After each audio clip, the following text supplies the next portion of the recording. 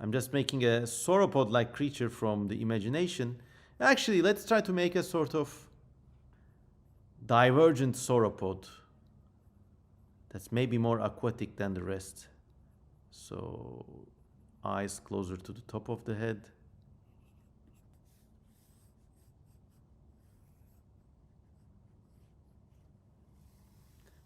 So I'm just giving it a broad paddle-like tail, just like so. And a not so long neck, because do you really need a long neck when you're semi-aquatic? And then kind of like broad hippo-like mouth. Let's give it a kind of deep body to house its powerful lungs, like a kind of more booty hindquarters. And then short legs, stubby legs almost, like disproportionately dumb legs. So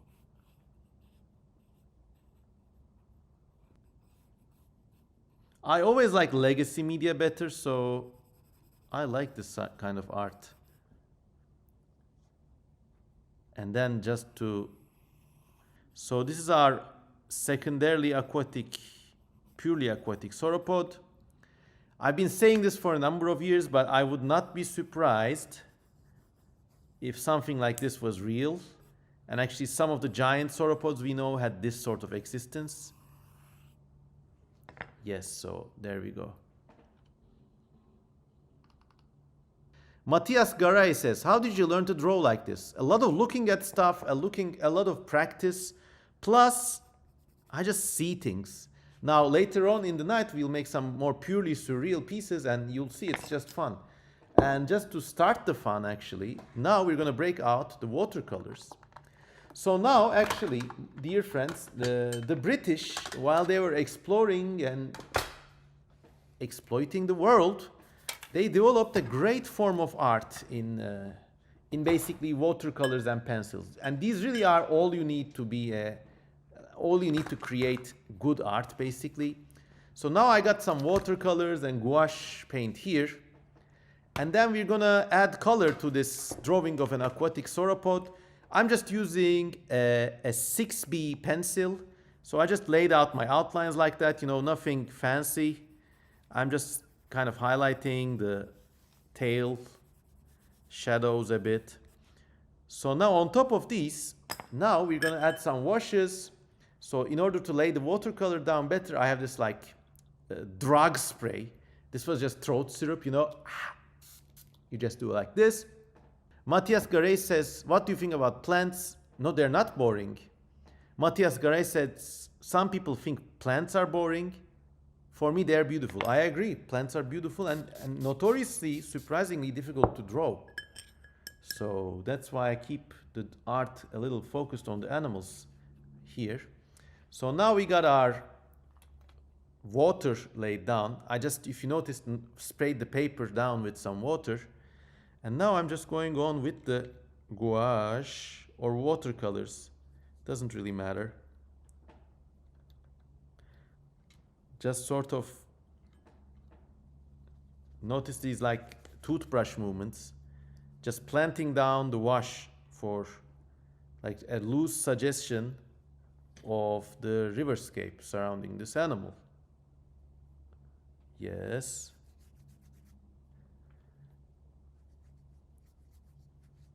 Gandalf the Green says, plants are extremely perverse if you think about it. They look like open female genitals. Oh yeah, and male genitals too. In fact, one of my dreams, recurring dreams, involves like it involves me being in a weird jungle with all these pitcher plants, you know. And then there's this like weird plant lady and like she takes me and like, oh, then these plants get fed, but ooh, I'll just leave it there. EM10 says, Freud moment. Matthias Garay says, what's the hardest art to master and be good? All right, so sculpture, I think, is the hardest. Like, you can make quirky and interesting sculptures really easily, but it really needs like years of study and mastery to like represent something like the human body in three-dimensional form, if you think about it.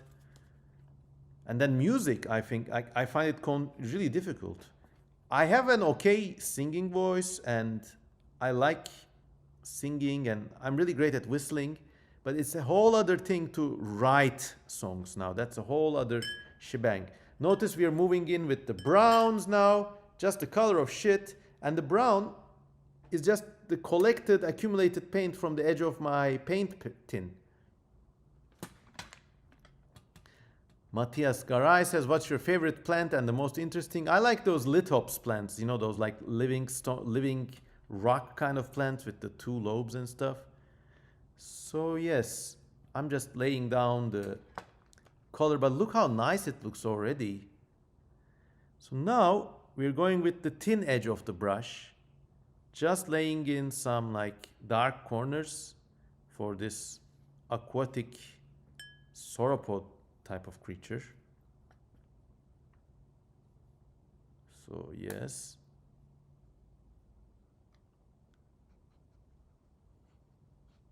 And I'm just improvising. I'm sure I could be way better in this, and maybe I'm making some mistakes, but the trick is not to care. AM1 says, I always wanted to learn how to use watercolors, but could never really get a start with it. You just need to be very light with it, and don't, most people, when myself included, when I first started with watercolors, I imagined using them similar to acrylics, like laying down lots of heavy colors and stuff, but it just doesn't use this way. Watercolors, you have to like lay down little washes bit by bit, layer by layer, and then like be a bit loose with the shading. And you have to learn to wait for it to dry, because it really like becomes something else after it dries. The colors really pop out. Now this paper is like all wet. Wait till it dries, then you will see. And actually I made a mistake by not using watercolor paper.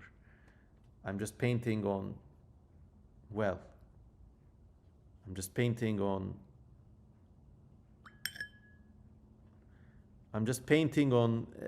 printer paper now, which is gonna cause us some problems later on, but what to do.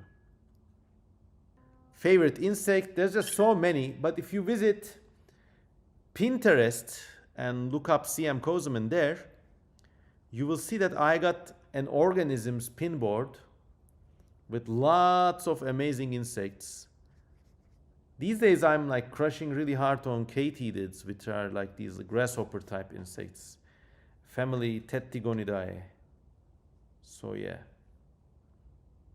So this is our river sauropod, everybody. Kotobuki says, being patient for watercolors is the hardest part about it. Yes, I agree. You not only have to be patient, you have to also be fast. So it's like this weird mixture of being fast and being patient. So you have to lay down the colors really fast. Yeah, we need a blow dryer for this guy, but I'm just gonna put it aside and wait for it to dry, and then we can go back to it. Now our sauropod has dried. So here,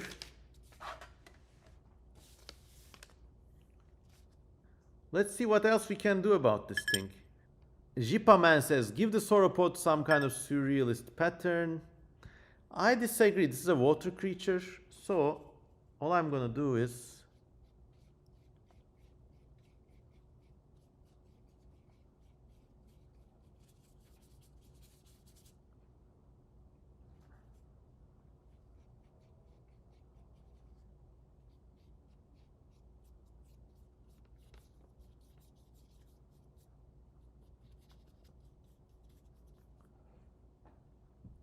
some mottling effect from the water, perhaps.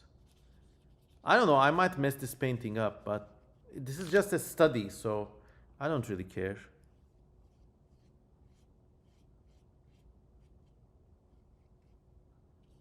But after you've been painting and learning for a while, it's interesting how It's surprising how difficult it is to really like mess something up. And so let's do our stamp, and then let's date this. This is what this looks like, by the way. I'm gonna need to scan this. It really looks way cooler.